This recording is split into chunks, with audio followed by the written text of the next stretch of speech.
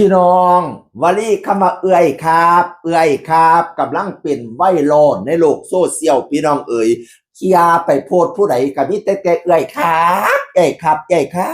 บเอื่อยครับพอเลยไปนำต้นต่อมันเป็นผู้ใดมันเจ้าของวลีนี่เขาเจ้าคือใส่กันเบิดบ้านเบิดเมี่ยงคักแท้ ไปเห็นผู้บ่าวรูปหล่อ2 คนพี่น้องทายน้ำกันคลิปแรก2 คนถอดเสียเห็นหน้าเอิกหน้าใจเซ็กซี่เป็นตะไนเนาะรอผู้บ่าว2 คนน่ะก็ได้พี่น้องเอ๋ยผู้บ่าวแมคโครกับผู้บ่าวโฟกไล่ไปไล่มาแม่นอันลูกชายของอันเป็นลูกของบอสโนดผู้บริหารอีสานนครศิลป์แต่ผู้บ่าว2 คนนี่เฮ็ดงานอยู่ในร้านอาหารคล้ายๆกับเป็นร้านมานิดนะเพราะว่าซื้อแท้ของบอสโนดมานิดเนาะอยู่ร้านอาหารอยู่ร้านที่คล้ายๆกันกับคล้ายๆกับเป็นผู้ใช้รอๆนะผู้ใช้รอๆประจำร้านเขาเอิ้นว่าหยังล่ะพี่น้องบาโฮดบาเฮ็ดไปซะสิติรอรอโพสต์คลิปแรกที่เฮ็ดให้เราปังเราดังนั่นถอดเสียแล้วก็ถ่ายนำกันใหญ่ครับบักลาอยากได้ iPhone ซื้อ iPhone ให้บักลานะครับแล้วก็เสียงอ่อนเสียงหวานแล้วเนาะเอ้ยซุ่มใหญ่ๆทั้งหลายก็โอ้ยพากันมาเม่นสนั่นปั่นพื้นเทิงเม่นเทิงแซ่เทิงกดไลค์กดหัวใจถูกใจเป็นตาหนายใหญ่ครับใหญ่ครับก่อนหน้านี้แล้วซุ่มผู้บ่าวมีแต่เอิ้นแม่ครับแม่ครับบัดนี้2 คนนี่ผู้บ่าว2 คนนี่ใหญ่ครับใหญ่ครับโอ้ยบรรดาใหญ่ทั้งหลายก็รู้สึกว่าเจ้าของมีชีวิตชีวาหลายขึ้นแล้วเนาะเอ้ยตูบ่เฒ่าแล้วตูบ่ได้เป็นแม่นะโอ้ยมักเป็นตาหนายกับวลีคำว่าใหญ่ครับใหญ่ครับ2 ล้านกว่าวิวพี่น้องเอ๋ยในเวลาไม่กี่วันพี่น้องเอ๋ย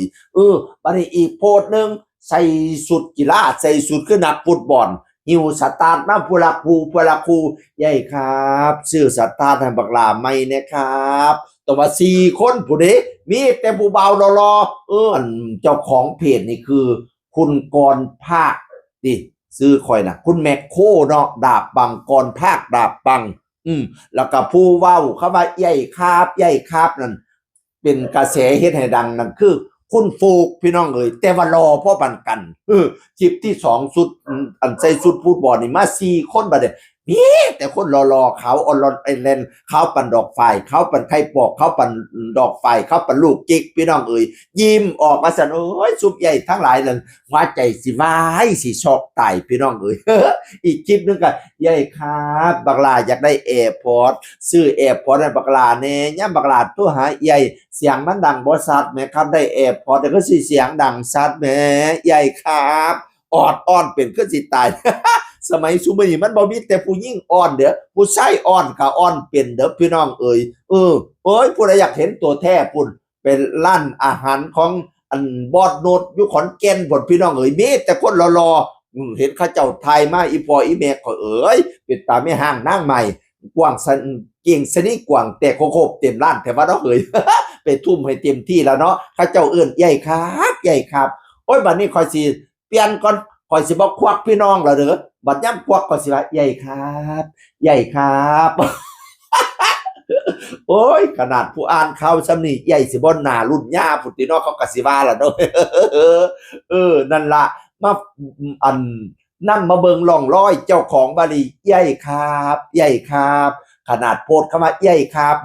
ซื่อๆก็กดไลค์สนั่นปันพื้นพี่น้องเอ๋ยกับเพจของกรภาคดาบบังหรือว่าแมคโครแต่ว่าคนชื่อพูดว่าใหญ่ครับนั่นก็มีเพจอยู่ในนั้นล่ะก็จำชื่อเพจบ่ได้แต่ว่าชื่อว่าน้องโฟกอยู่ร้านอาหารมาอยู่ร้านมานิดของบอสโนดนั่นล่ะพี่น้องเอ๋ยจักร้านอีหยังบุคคลก็บ่ชื่อรู้ชื่อคือเหมือนคือกันร้านที่มีผู้บ่าวผู้ชายหลายๆนั่นแหมพี่น้อง เสียงอื่นคนเก่ามาเว้าสู่ฟังสวัสดีครับสวัสดีครับ